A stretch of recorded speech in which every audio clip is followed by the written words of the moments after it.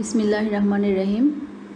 Honours প্রথম বর্ষের প্রিয় শিক্ষার্থীরা, তোমাদেরকে স্বাগত জানাচ্ছি আজকের ক্লাসে। গণিত বিভাগ থেকে আমি দিল আফরোজ আক্তার তোমাদের সুস্থতা কামনা করছি এবং শুরু করছি আজকের ক্লাস।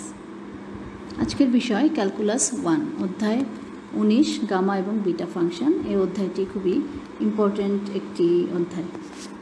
তো প্রথমেই জেনে নেই গামা ফাংশন কি। গামা ফাংশনকে সেকেন্ড অয়লারিয়ানও বলা হয়। অপ্রকৃত integral 0 to infinity e to the power - x to the power n-1 dx কে গামা ফাংশন বা সেকেন্ড অয়লারিয়ান বলে। গামা ফাংশনকে গামা অফ n দ্বারা সূচিত করা হয়। Gamma of n is equal to 0 to infinity e to the power - x to the power n-1 dx। তোমরা জেনে থাকবে অবশ্যই আলফা, বিটা, গামা ইত্যাদি হচ্ছে গ্রিক অ্যালফাবেট। এখানে কিছু বিষয় জানা প্রয়োজন। গামা অফ n একটি এক চলকের ফাংশন, অর্থাৎ এটা চলক n এর ফাংশন। গামা অফ n ফাংশনটি n গ্রেটার দ্যান 0 এর জন্য অভিসারী এবং n লেস দ্যান 0 এর জন্য অপসারী। অর্থাৎ n গ্রেটার দ্যান 0 হলে একটি কনভার্জেন্স সিরিজ পাওয়া যাবে, যেটা ইকুয়াল টু 0 অথবা নট ইকুয়াল টু 0 হতে পারে। আর n লেস দ্যান 0 এর জন্য একটি ডাইভারজেন্স সিরিজ পাওয়া যাবে, যেটা অলওয়েজ নট ইকুয়াল টু 0 হবে। x হলো ডামি চলক, মানে এখানে x চলকের স্থানে যে কোনো চলক গ্রহণযোগ্য। এখন দেখি বিটা ফাংশন। বিটা ফাংশনকে বলা হয় first Eulerian. Integral 0 to 1 x to the power m-1 1 - x whole to the power n-1 dx কে বিটা ফাংশন বা ফার্স্ট অয়লারিয়ান বলে। বিটা ফাংশনকে বিটা mn দ্বারা নির্দেশ করা হয়, অর্থাৎ beta mn is equal to 0 to 1 x to the power m-1 1 - x whole to the power n-1 dx। এখানে লিমিট হচ্ছে 0 থেকে 1, আর গামা ফাংশনের লিমিট হচ্ছে 0 থেকে ইনফিনিটি।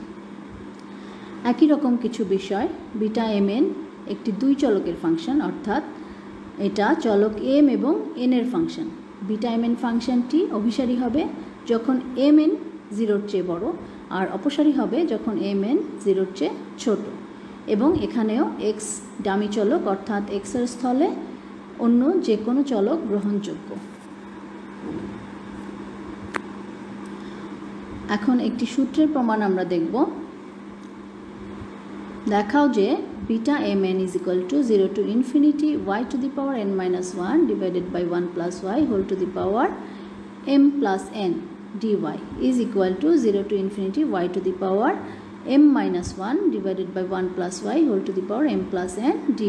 এখানে দেখা যাচ্ছে n অথবা m একই বিষয় বোঝায়, যেখানে mn গ্রেটার দ্যান 0। প্রমাণের জন্য বিটা mn ডেফিনেশন থেকে যে ফাংশনটা আমরা পেলাম সেটাকে নিতে হবে। সেই সূত্র থেকে আমরা জানি beta mn is equal to 0 to 1 x to the power m-1 1 - x whole to the power n-1 dx। এটা আমি 1 নম্বর সমীকরণ দিয়ে রাখলাম। এখন চলকের পরিবর্তন করতে হবে। চলকের পরিবর্তনটা হচ্ছে x এর স্থলে আমি 1/1 plus y বসাবো। তাহলে আমি 1 plus y is equal to পাচ্ছি 1/x, আবার y is equal to পাচ্ছি 1/x minus 1। এটার অন্তরীকরণ করলে dy is equal to কি থাকবে? 1/x এর অন্তরীকরণ minus 1/x স্কোয়ার এবং 1 এর অন্তরীকরণ 0 into dx। তাহলে আমরা পাচ্ছি minus dy by 1 plus y whole square. যেহেতু ডেফিনিট ইন্টিগ্রেশন, তাই লিমিটেরও পরিবর্তন করতে হবে। Limit x is equal to যখন 1 ছিল তখন y is equal to আমরা পাচ্ছি 0, আবার x is equal to যখন 0 ছিল তখন y is equal to পাচ্ছি ইনফিনিটি। তাহলে 1 নম্বর সমীকরণে আমি চলকের যে পরিবর্তন করলাম সে মানটি বসাবো এবং লিমিট বসাবো। বসানোর পরে আমি পাচ্ছি minus infinity to 0 1/1 plus y whole to the power m-1 1 minus 1/1 plus y whole to the power n-1 dy divided by 1 plus y whole square। এবং লসাগু করার পরে পাচ্ছি y to the power n-1 divided by 1 plus y whole to the power m plus n dy। Minus চিহ্ন যখন common নিব তখন লিমিটের পরিবর্তন করা যাবে, অর্থাৎ আপার লিমিট লোয়ার লিমিটে চলে যাবে এবং লোয়ার লিমিট আপার লিমিটে। সেক্ষেত্রে আসছে আমার লিমিট 0 to infinity। তাহলে হয়ে গেল আমার প্রমাণ। যেহেতু beta mn is equal to beta nm, তাহলে আমি লিখতে পারি beta mn is equal to 0 to infinity y to the power n-1 divided by 1 plus y whole to the power m plus n dy, এবং n এর স্থলে m দিয়ে একই সূত্র পাওয়া যাবে। এখন আসো আমরা আরেকটি গুরুত্বপূর্ণ উপপাদ্যের প্রমাণ করি বিটা এবং গামা ফাংশনের সম্পর্কটা কি beta M N is equal to gamma N divided by gamma of M plus N. এটা প্রমাণের জন্য আমাকে গামা এম অথবা গামা এন যে কোনোটা দিয়ে শুরু করতে হবে। আমরা জানি গামা ফাংশনের যে ডেফিনেশন সেখান থেকে আমরা যেটা জেনেছি gamma M is equal to 0 to infinity e to the power minus x x to the power M minus 1 dx. চলকের পরিবর্তন করি, ধরি x is equal to v y, তাহলে ডিএক্স ইজ ইকুয়াল টু কী হয় ভি ডি ওয়াই। লিমিটের পরিবর্তন করতে হবে, এক্স ইজ ইকুয়াল টু যখন ইনফিনিটি তখন ওয়াই ইজ ইকুয়াল টু পাচ্ছি ইনফিনিটি, আবার যখন এক্স ইজ ইকুয়াল টু 0 তখন ওয়াই ইজ ইকুয়াল টু পাচ্ছি 0, অর্থাৎ লিমিট আমার যা ছিল তাই হবে। তাহলে আমি মানটি বসাই, gamma M is equal to পাচ্ছি 0 to infinity e to the power minus V Y into V Y whole to the power M minus 1 V D Y.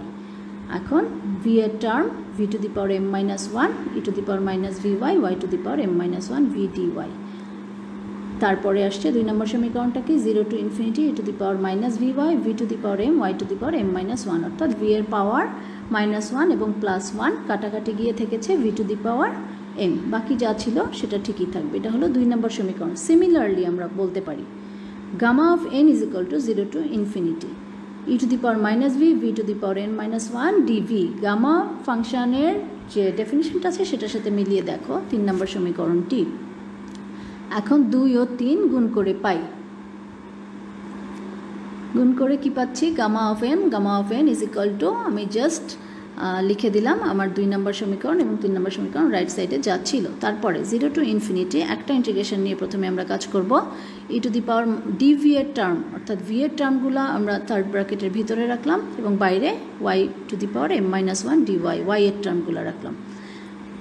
ভিতরের যে অংশটুকু আছে থার্ড ব্র্যাকেটের ভিতরে সেটার একটি ফর্মুলা আছে gamma of M plus n divided by Y plus 1 whole to the power M plus n, আর আমার ওয়াই এর টার্ম ছিল y to the power M minus 1 dy. Gamma of M plus n যেহেতু ধ্রুবক ইন্টিগ্রেশনের বাইরে চলে গেল, আর আমার ওয়াই এর টার্মগুলি থাকলো ইন্টিগ্রেশনের ভিতরে। এখন দেখো বিটা এম এন এর সূত্র যেটা আমরা একটু আগে প্রমাণ করেছি কি ছিল 0 to infinity Y to the power M minus 1 divided by Y plus 1 whole to the power M plus N D Y. তাহলে আমরা পাচ্ছি বিটা এম এন এর সূত্র বসিয়ে gamma of M plus N into beta of M N. তাহলে আমার প্রমাণ হয়ে গেল beta M N is equal to gamma of N divided by gamma of M plus N. আজ এ পর্যন্তই। তোমরা অবশ্যই আজকে যে সূত্রগুলি আমরা দেখলাম এই রিলেটেড যা আছে এই চ্যাপ্টারে সেগুলি করবে। পরবর্তী ক্লাসে এই চ্যাপ্টারেরই আরও কিছু উপপাদ্যের প্রমাণ আমি দেখাবো। ভালো থাকো, আল্লাহ হাফেজ।